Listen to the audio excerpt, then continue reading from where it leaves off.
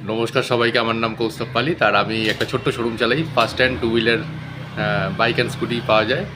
তো আজকে যে বিষয়টা নিয়ে আলোচনা করব সেটা হচ্ছে মাইলেজ সংক্রান্ত। কোন গাড়ির কিংবা স্কুটির কোনো মাইলেজ কত হয়, এটা কি করে বুঝবেন, কত হয়, কি বৃত্তান্ত, কী করে ধরবেন, একটা সিম্পল উদাহরণের দ্বারা বোঝাবো। তার আগে বলে রাখি, যদি এই ভিডিওগুলো আপনাদের ভালো লেগে থাকে তাহলে অবশ্যই আমার চ্যানেলটা প্লিজ সাবস্ক্রাইব করুন, ফলো করুন উইথ বেল আইকন, আর অবশ্যই শেয়ার করে দিন যাতে অন্যরাও জানতে পারে। তো আজকে যে বিষয়টি নিয়ে আলোচনা করতে চলেছি সেটা হচ্ছে মাইলেজ নিয়ে, যে আপনার বাইক অ্যান্ড স্কুটির মাইলেজ কত হবে। তো দেখবেন যত মার্কেটে বাইক অ্যান্ড স্কুটি অ্যাভেলেবেল আছে, কোনোটা 100 সিসির বাইক আছে, আবার 125 সিসির স্কুটিও আছে, আবার 125 সিসির বাইকও আছে। এবার আস্তে আস্তে আপনি ইঞ্জিন পাওয়ার, সিসি মানে ইঞ্জিন পাওয়ার, তো ওর ওপরে উঠছেন। 200 আছে, 350 আছে, আবার 650 আছে এনফিল্ড।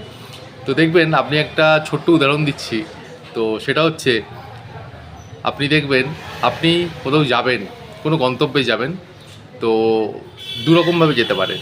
একটা হচ্ছে হেঁটে আর একটা হচ্ছে দৌড়ে। আপনি যদি কোথাও দৌড়ে যান তাহলে দেখবেন আপনার পাওয়ার বেশি লাগছে, কিন্তু আপনি কম দূরত্ব যেতে পারছেন যত জোরে দৌড়বেন। আর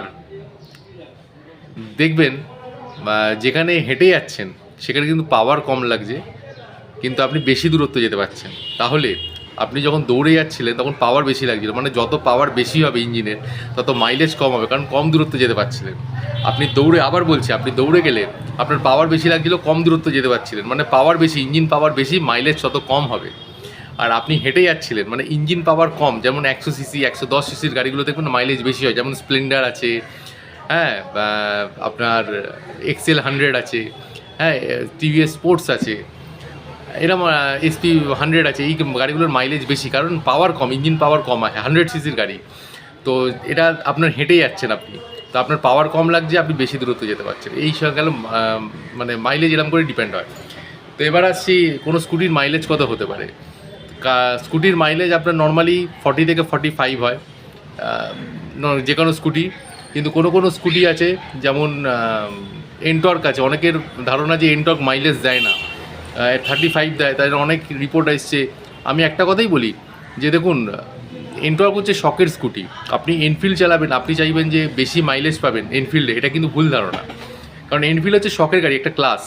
তেমনই যেমন হচ্ছে বাইকের রাজা এনফিল্ড, স্কুটির রাজা হচ্ছে এনটর্ক। হ্যাঁ, এটা হচ্ছে শখের গাড়ি, এটা বাইকের স্কুটির মিক্স ব্রিড। আপনি যখন এনটর্ক চালাবেন দেখবেন আপনি বাইকের ফিল পাবেন, বাইকের মতো আওয়াজ পাবেন, পাওয়ার পাবেন। তো এই গাড়িটা কিন্তু শখের গাড়ি, আপনি চালিয়ে দেখবেন আলাদাই ফিলিংস আছে যে এনটর্কে।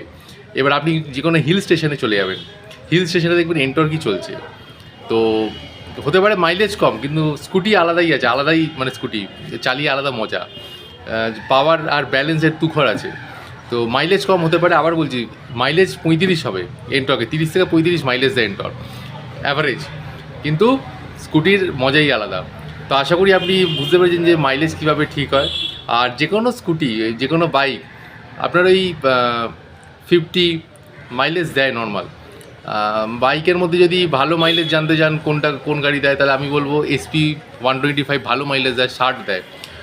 আর পালসার কত দেয়, অ্যাবাভ 50 দেয় পালসার।